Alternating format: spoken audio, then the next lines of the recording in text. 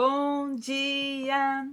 Estamos de volta com o nosso devocional Florescer, hoje número 142, e já temos um dia lindo de sol lá fora para a glória de Deus. E que nós também possamos nesse dia viver esse dia para a glória de Deus. A palavra de Deus diz: quer bebamos, quer comamos ou façamos qualquer coisa, façamos tudo isso para a glória de Deus. Faça isso nesse dia. Faça tudo com amor, como se estivesse fazendo ao Senhor e não aos homens, porque dele virá a sua recompensa. Viva esse dia para a glória de Deus. E nós vamos então continuar falando sobre o medo, né? Esse sentimento também, essa emoção que enferma a nossa alma. E o texto que nós vamos ler hoje é um texto que eu acho muito interessante. Êxodo capítulo 20, versículos de 18 a 21, que nos diz assim: todo o povo presenciou os trovões, os relâmpagos, o som da trombeta, o monte fumegante, e o povo, observando, tremeu de medo e ficou de longe. E disseram então a Moisés: fale-nos você, e ouviremos, porém não fale-nos Deus conosco, para que não morramos. Moisés então respondeu ao povo: não tenham medo, Deus veio para provar vocês e para que o seu temor esteja diante de vocês, a fim de que não pequem. O nosso assunto hoje é sobre o medo de Deus e o temor a Deus. Existem diferenças importantes e fundamentais entre o medo de Deus e o temor de Deus. E essas diferenças, elas refletem, inclusive, na mudança da velha aliança para a nova aliança. A velha aliança, o Novo Testamento. A nova aliança, o Novo Testamento. Então, vamos ver essas diferenças entre o medo de Deus e o temor a Deus. O medo, primeiro, ele é paralisante. O temor, porém, nos mantém humildes. O temor de Deus, que é temor a Deus?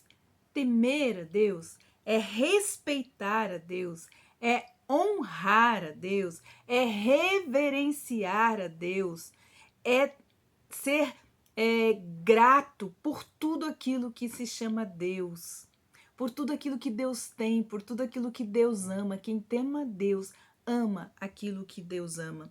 Então, o medo paralisa, mas o temor do Senhor, porém, nos mantém humildes e nos mantém sabedores da grande diferença entre nós e o nosso Deus.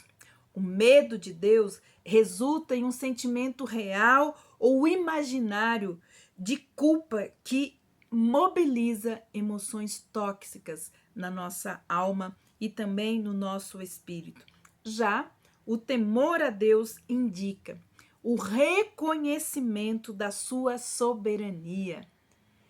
Então, quem reconhece a soberania de Deus, reconhece o domínio e o governo absoluto de Deus sobre tudo e sobre todas as coisas. Reconhece também a sua justiça, reconhece a sua sabedoria, o seu poder, gerando então esse reconhecimento em nós, uma atitude sábia própria de quem se reconhece um ser finito, limitado, totalmente necessitado e grato. O medo, ele desencadeia emoções e reações violentas, ou de negação, ou de fuga. Já o temor, ele é suave e favorece a ternura nos relacionamentos. Quem tem medo espera do outro as piores ideias ou as piores imaginações. Já quem tem o temor de Deus ama e toma cuidado para não desconsiderar nem ferir o outro. Até porque a palavra de Deus diz que todos fomos feitos à imagem e à semelhança de Deus.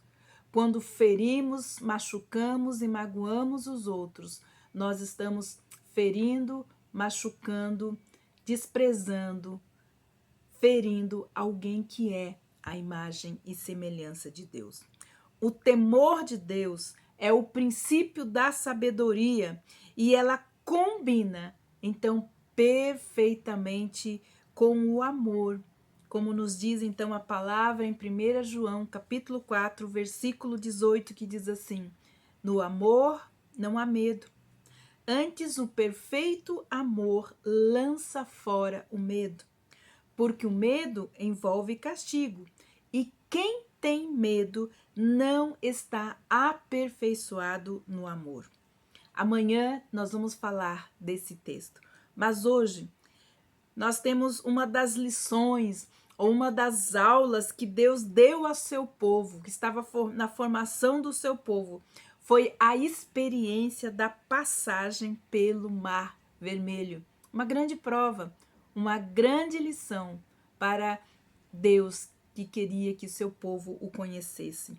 Êxodo capítulo 14, versículos de 10 a 31, nós temos lá, eles estavam em frente ao Mar Vermelho, eles estavam apavorados por causa do exército egípcio que os cercava, e então eles clamaram a Deus, ou eles reclamaram a Deus, falando o seguinte: não havia sepulcros no Egito para nos tirares de lá, para que morramos nesse deserto?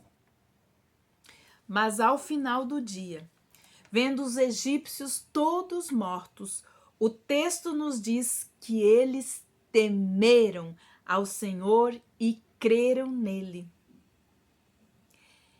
E viu Israel a grande mão que o Senhor mostrara aos egípcios, e temeu o povo ao Senhor, e creu no Senhor e em Moisés, seu servo. Versículo 31. Isso significa que eles perceberam que Deus era bem maior e infinitamente mais poderoso do que eles imaginavam, e que usava o seu poder para protegê-los, portanto, poderiam confiar nele. O medo também tem duas filhas, uma chamada incredulidade e a outra chamada desconfiança. Aqui eles tiveram a oportunidade de conhecer o grande eu sou, de temer o seu nome e de confiar nele. Outra aula ministrada por Deus ao povo de Israel foi a que lemos no início, na entrega da lei em Êxodo 20. Vemos aqui, então, um certo medo, um certo temor de Deus. Foi necessário, naquela época da história do povo de Deus, para que eles seguissem a lei divina e não pecassem. Então nós vemos o povo tremendo com o barulho, o monte fumegando, as trombetas, os barulhos, os trovões, aquela nuvem, e eles então temeram. Deus quis propositalmente incutir um certo medo no povo, em relação que levassem bem a sério, então, os mandamentos que Moisés tinha trazido a eles. O Deus cuidador, que está se dando a conhecer a seu povo, libertou-os da escravidão do Egito. Alguns estudiosos traduzem o temor do Senhor também como ouvir com atenção, indicando que aquele que tem uma disposição para ouvir com muita atenção e valorizar bastante o que Deus está dizendo, que não estão dispersos ao ouvir a voz interior do Espírito Santo de Deus falando, ou ouvindo a palavra de Deus por meio de boca de outra pessoa, ou tão mesmo lendo a palavra de Deus. Aqueles que não estão dispersos ao ouvir a palavra de Deus, que tem reverência quando a palavra é ministrada. Tão difícil nos dias de hoje, na hora da palavra, né? Quando a palavra é ministrada, as pessoas estão andando, caminhando, estão dispersas, distraídas, não tem reverência nenhuma à hora da ministração da palavra. Aqueles que ouvem com atenção as ordenanças divinas, elas serão seguidas por amor e por sabedoria e não pelo medo. Aqueles que ouvem com atenção as ordenanças divinas, elas serão seguidas pelo amor, pela sabedoria e não pelo medo. Amanhã nós iremos então ver uma interessante diferença entre o medo e o temor, que só se concretizou com a nova aliança.